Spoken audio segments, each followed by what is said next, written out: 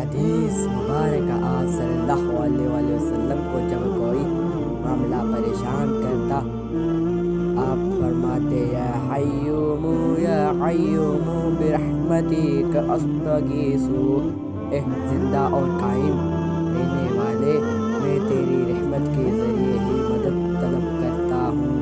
हज़रत मोहम्मद मुस्तफ़ा रसूलुल्लाह सल्लल्लाहु अलैहि वसल्लम फरमाया, फातिमा तो ज़हरा उम्मती की अफजल तरीन खातून है।